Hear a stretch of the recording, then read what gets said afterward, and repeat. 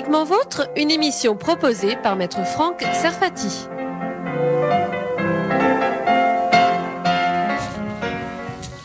Chères auditrices, chers auditeurs, bonsoir. Ravi d'être avec vous ce soir.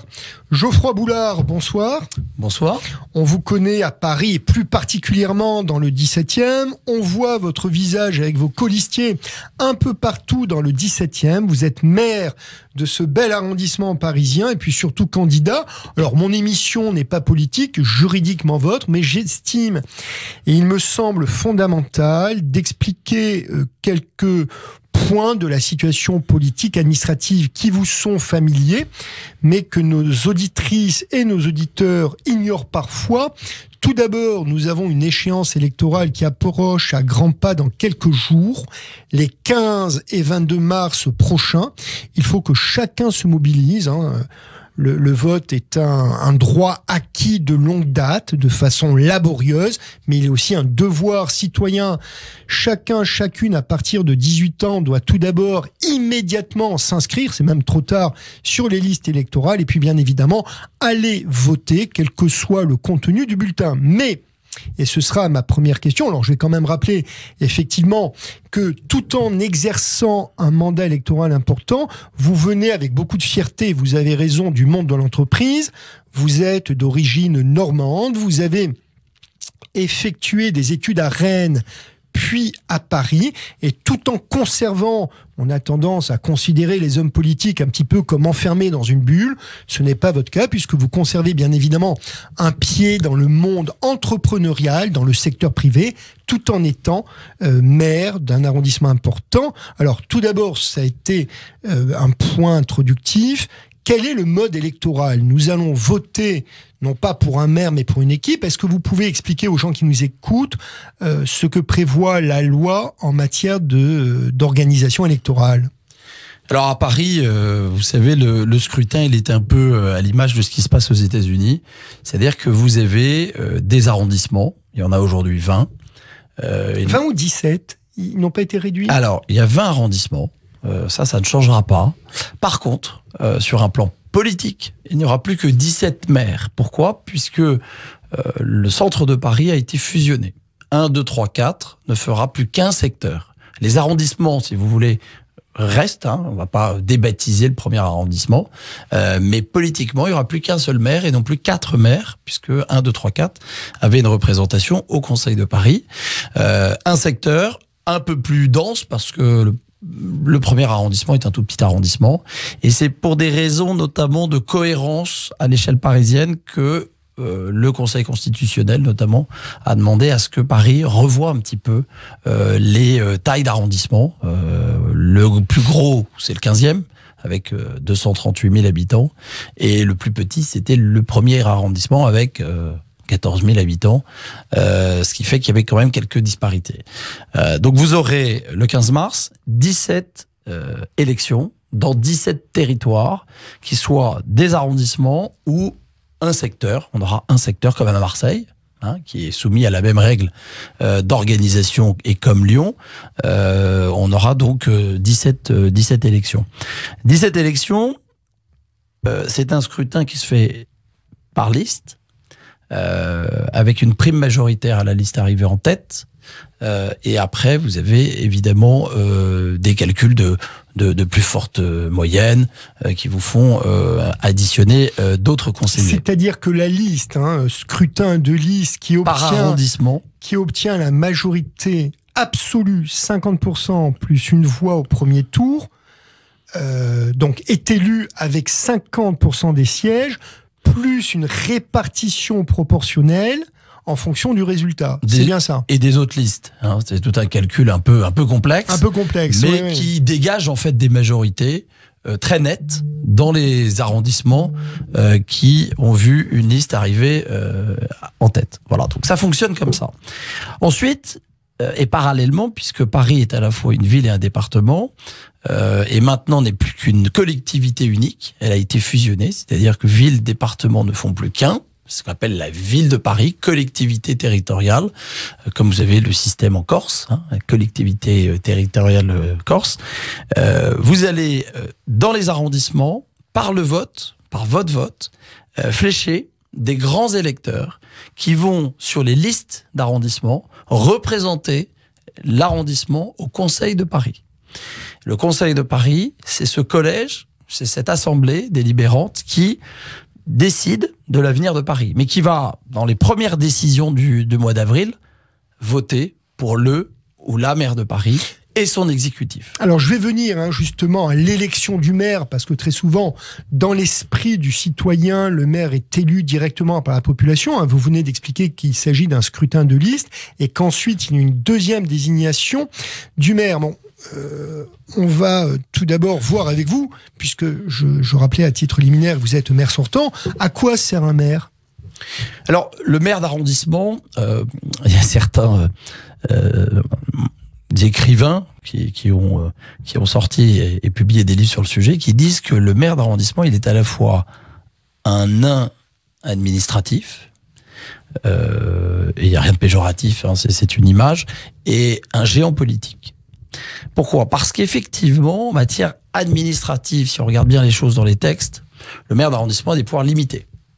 Des pouvoirs limités, voire quasiment inexistants. Si je prends quelques exemples. Dans Paris, Dans Paris. En dehors de Paris, les pouvoirs sont beaucoup plus étendus, puisqu'il n'y a pas cette tutelle telle que vous venez de l'expliquer, avec cette double composition administrative, voilà. Arrondissement et ville. Tout à fait. Il y a une tutelle de la mairie de Paris, donc les mairies d'arrondissement sont des mairies de proximité, mais elles ne sont pas des mairies de plein exercice comme peuvent l'être les villes limitrophes de première couronne de Paris. Ou les villes de province. Ou les villes de province, comme toutes les villes. Donc il y a un statut à part pour les arrondissements. Et vous avez la même chose à Lyon et à Marseille, puisque c'est encadré dans ce qu'on appelle la loi Paris-Lyon-Marseille. Le maire d'arrondissement, il a naturellement cette compétence en matière d'état civil, assez classique, assurer les mariages, s'occuper d'enregistrer les décès, les naissances, fournir des actes administratifs, les papiers d'identité, les passeports, tout ça se fait maintenant à la mairie, et c'est maintenant une compétence municipale. Elle avait été transférée à la mairie depuis la préfecture il y a quelques mois. En matière de propreté, le maire d'arrondissement n'a pas la compétence sur les équipes qui interviennent depuis les ateliers déconcentrés de la direction centrale de la ville de Paris, et n'a pas la possibilité de manager, de recruter, de motiver. Non, aujourd'hui, la propreté, par exemple, une compétence exclusivement centrale. C'est-à-dire que le plan de propreté de votre quartier, de votre rue, là où vous habitez, eh bien, il est défini à l'hôtel de ville. Alors, excusez-moi, Geoffroy Boulard, c'est très important parce que les gens qui nous écoutent sont auditeurs de Judaïque FM et sont aussi administrés de la ville de Paris, en tout cas pour certains. La France ne se résume pas à Paris, même si on vient de comprendre qu'il s'agit quand même d'un système quelque peu jacobin. Ça veut dire que vous, patron du 17e arrondissement, lorsque vos administrés du 17e viennent vous dire l'arrondissement est dégueulasse, ce qui n'est pas le cas, malheureusement, ce n'est pas de votre fait. Alors, je ne suis pas compétent et je ne peux pas... compétent d'un point de vue administratif. Endosser la responsabilité administrative et donc politique. Parce que quand vous n'avez pas les moyens d'agir pour vos administrés, c'est un peu difficile d'y répondre. Donc souvent, on est évidemment... Et ça, c'est un des enjeux de la campagne qui va arriver. C'est la répartition des pouvoirs au maire d'arrondissement.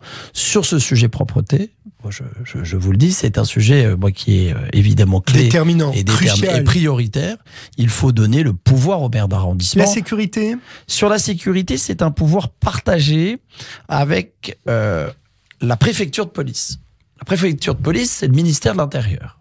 Et donc, c'est l'État. Vous savez, dans l'histoire de Paris, on sait toujours, l'État notamment, et le gouvernement, au sens large, c'est toujours méfié des Parisiens. Et c'est pour ça qu'à côté de la maire de Paris, ou du maire de Paris, physiquement au Conseil de Paris, donc au niveau de l'Assemblée locale, il y a toujours le représentant du préfet, le préfet lui-même, qui assiste à toutes les sessions du conseil municipal, donc du conseil de Paris. Donc là aussi, c'est une spécificité de Paris qui n'existe nulle part ailleurs en France. Tout à fait. Dans aucune ville. Alors il y a un préfet à Marseille aussi, préfet Marseille. Mais le préfet de police à Paris, c'est lui qui a la responsabilité de la sécurité des biens et des personnes sur le territoire de la capitale.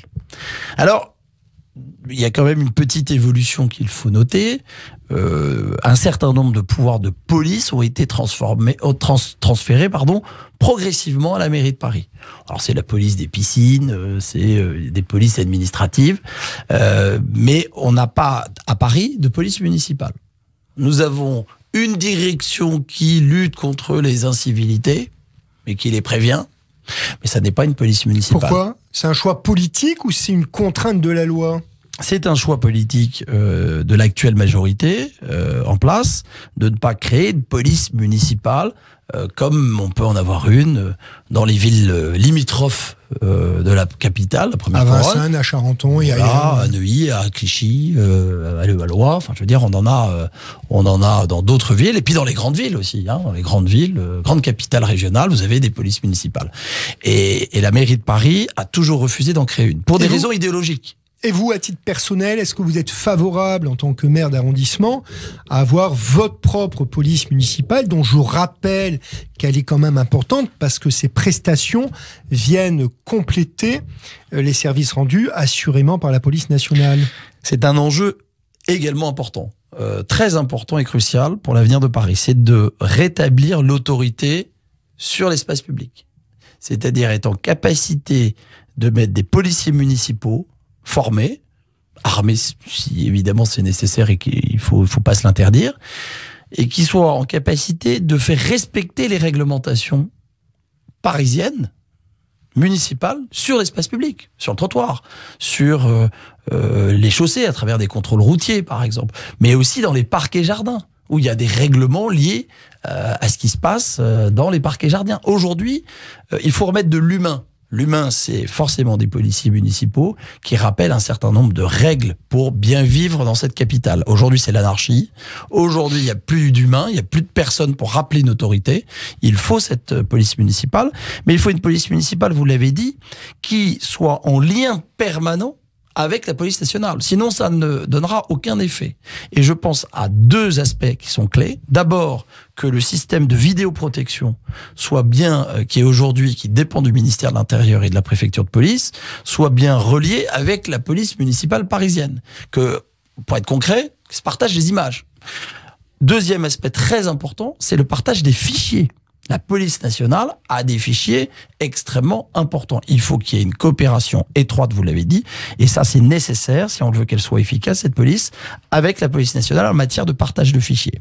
La police nationale aujourd'hui, je me permets d'en parler, parce que si on en arrive à cette situation d'armer une police, de la rendre disponible 24 heures sur 24, elle s'arrête pas le vendredi soir, parce qu'aujourd'hui, ça n'est pas la brigade de lutte contre les incivilités de la ville de Paris qui vous répondra le samedi matin à 9h. Non, il faut une police qui soit disponible, qui ait des véhicules. Et pour ça, il n'y a pas besoin de recruter. On a les effectifs au sein du personnel de la ville de Paris. On a récupéré des effectifs qui avaient été transférés à la préfecture de police avec l'argent des Parisiens. On les a récupérés. Maintenant, il faut aller au bout. Et il faut transformer ces effectifs en vrais policiers municipaux. Ce que je voulais dire avant c'est que la police nationale, on lui demande tout à Paris. Et qu'aujourd'hui, c'est plus possible. On lui demande à la fois de lutter contre le terrorisme, de protéger des lieux sensibles et des lieux de culte, notamment des synagogues.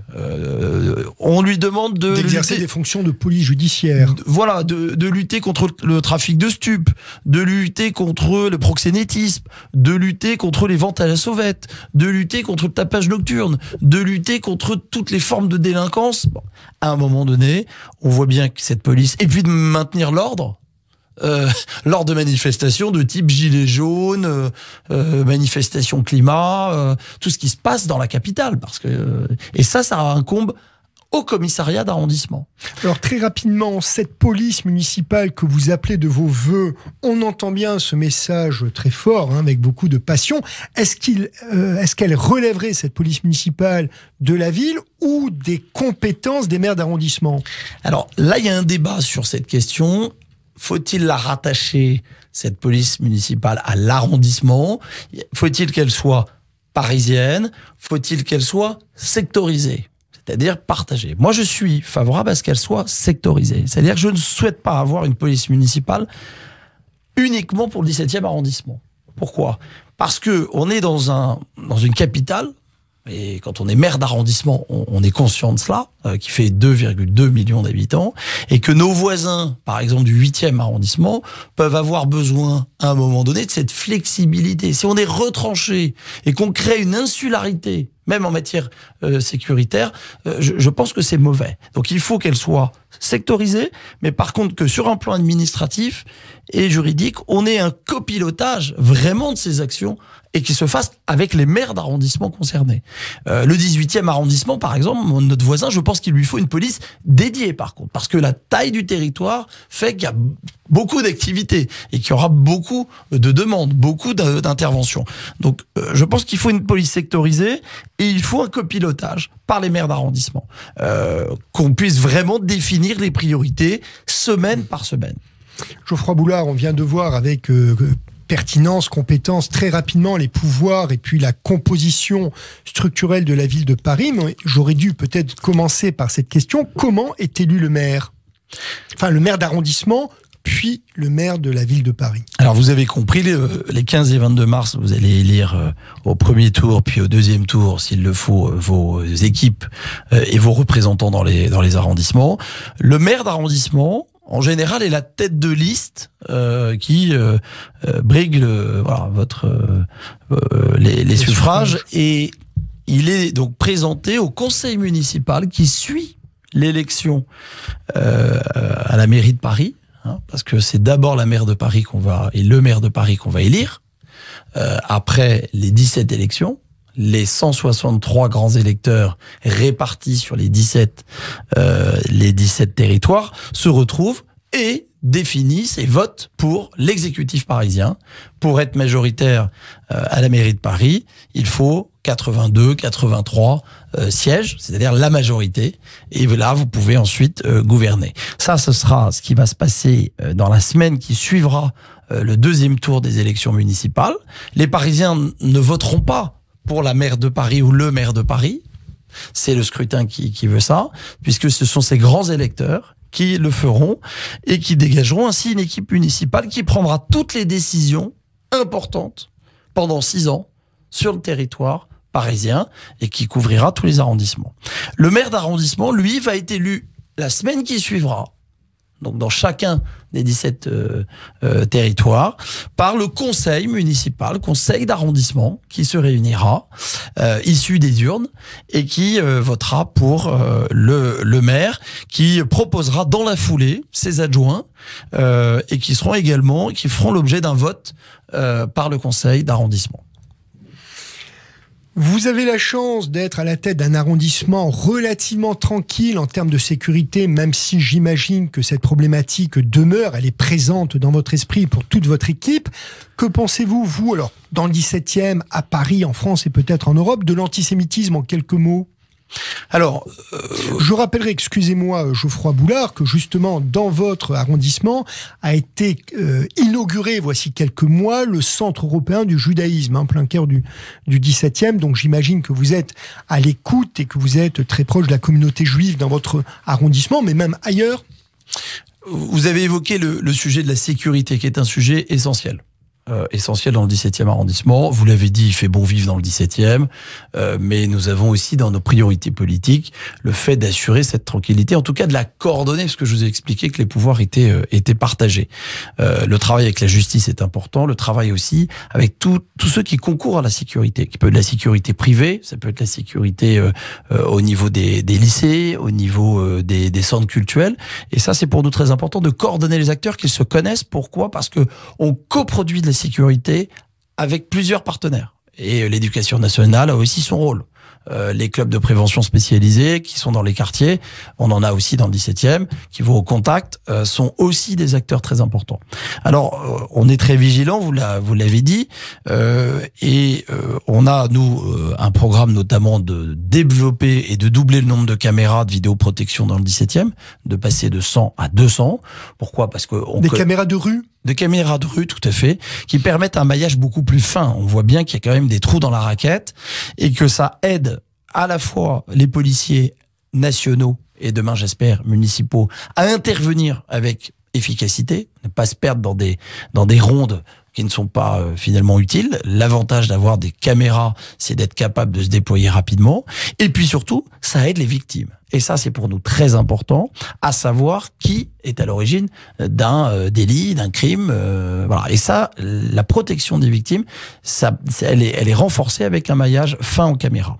Alors, vous avez évoqué l'antisémitisme. Et l'antisémitisme, c'est un sujet sur lequel nous travaillons dans le 17e. Nous travaillons dans le 17e avec des partenaires, mais nous travaillons dans les écoles. Et ça, c'est pour nous très important d'expliquer l'histoire, d'expliquer ce qui s'est passé, d'expliquer pour que ça ne se reproduise pas. Et pour que les consciences soient éveillées, il faut le travailler dès le plus jeune âge. Alors moi, j'ai lancé par exemple un passeport du civisme sur ce qu'on appelle le devoir de mémoire, ce qui nous permet d'aborder la question de l'antisémitisme dans les écoles publiques et privées du 17e arrondissement, sur une base du volontariat, et je remets ce passeport au CM1, CM2. Et c'est aujourd'hui, je crois, si on veut travailler sur l'antisémitisme, bien sûr qu'il faut le dénoncer, bien sûr qu'il ne faut pas rester inerte dès que le moindre fait surgit.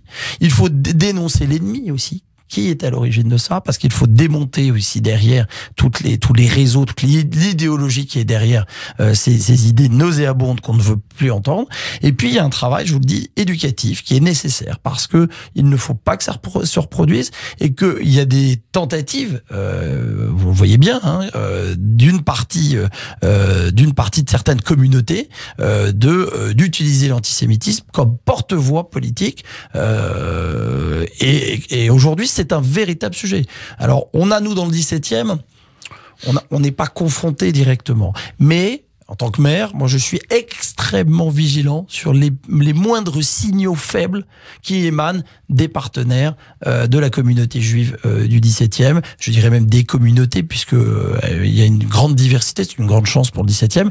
On est toujours très vigilant parce que l'importance de la communauté juive dans le 17e appelle aussi une exigence de sécurité. Et donc nous, on est là aussi pour faire en sorte que tout le monde puisse vivre en harmonie sur le territoire et que le respect entre les communautés soit très important. On fait partie d'une même communauté, celle du 17e. C'est ce que je rappelle toujours quand je vais dans un certain nombre d'événements, de fêtes religieuses ou laïques, c'est que je suis la République et la République, elle reconnaît les religions, mais elle n'exclut pas. Et c'est très important aussi de le rappeler, on fait partie de la même communauté de valeurs.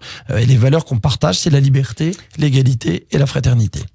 Votre compétence et votre passion nous entraîne d'une question à l'autre très rapidement. Alors ce sera la dernière question qui à mon avis est aussi importante, pas au niveau de votre arrondissement, pas au niveau de la ville, mais au niveau d'une réflexion globale. J'ai eu la question de poser cette question à un grand homme, un homme exceptionnel le mois dernier, Maurice Lévy, du regard du citoyen français face aux dirigeants qui réussissaient. Et malheureusement, ce regard est souvent négatif, contrairement à d'autres pays, mais il est aussi un problème qui, pour moi, demeure fondamental dans notre culture politique franco-française. C'est également un regard extrêmement négatif, voire haineux, du peuple de France à l'endroit de sa classe politique. Et pourtant, on a une classe politique aussi bien à droite qu'à gauche qui est parmi l'une des meilleures au monde, les plus engagées, les plus compétentes, les mieux formées. Nos élus arrivent non pas par un portefeuille volumineux, mais par une véritable compétence.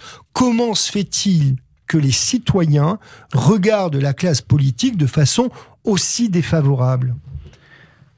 Alors c'est difficile de répondre en 5 minutes à cette question, mais d'autant plus qu'il vous en reste 3. Voilà, donc je vais faire très court. Je crois que c'est les profils aussi des hommes politiques et femmes politiques qui parfois sont pas les profils, les parcours politiques, les parcours professionnels. Le fait qu'ils soient en décalage avec ce que vivent un certain nombre d'habitants, de concitoyens, fait que le peuple français, enfin une partie du peuple français, a parfois l'impression de ne pas être représenté réellement. Alors après, vous savez, s'engager en politique, ça appartient à tout le monde. Ça appartient pas uniquement à une classe dirigeant, pas du tout. Tout le monde peut s'engager en politique, à commencer par le domaine associatif, par le domaine, je dirais, de l'engagement, tout simplement. Je crois qu'il faut réhabiliter aussi une manière de faire de la politique. Ça n'est pas uniquement les petites phrases sur les chaînes télévisées, ça n'est pas uniquement Twitter. Le service politique, il faut le réhabiliter. Et le réhabiliter, c'est d'être au plus près des habitants, c'est de servir, c'est servir autrui. Pour l'aider à mieux vivre, pour mener des projets qui vont changer la vie des habitants. Et tout en gardant en mémoire, évidemment, qu'on a une histoire, qu'on a des racines et qu'on a des valeurs partagées qui nous viennent de nos aïeux, j'ai envie de dire. Voilà, moi, ma conception. Et c'est vrai que réhabiliter la politique, c'est être capable aussi de montrer qu'on n'est pas déconnecté. Moi, j'ai continué à avoir une activité privée, vous l'avez dit. C'est, je pense, très important que les élus ressemblent au maximum aux électeurs. Après, je vous le dis, la politique, c'est quelque chose aussi de difficile, qui nécessite aussi parfois de sacrifier sa vie professionnelle pour une partie, voire sa vie familiale. Donc c'est vrai que c'est compliqué, mais je crois que on peut donner envie. Moi, en tout cas, c'est ce que je fais. J'essaie de rendre compte de ce que je fais au maximum. Et je crois que ça intéresse à travers les différents échanges que je peux avoir sur le terrain avec les habitants. Ce seront les mots de la fin. Geoffroy Boulard, je rappelle que vous êtes maire du 17e. Merci d'être venu nous voir. Merci à vous. Et de vous être livré à ce jeu totalement improvisé des questions-réponses. Je vous retrouve quant à moi dans 15 jours.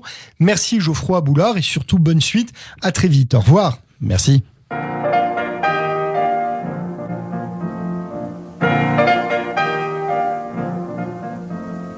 Juridiquement Vôtre, une émission proposée par Maître Franck Serfati.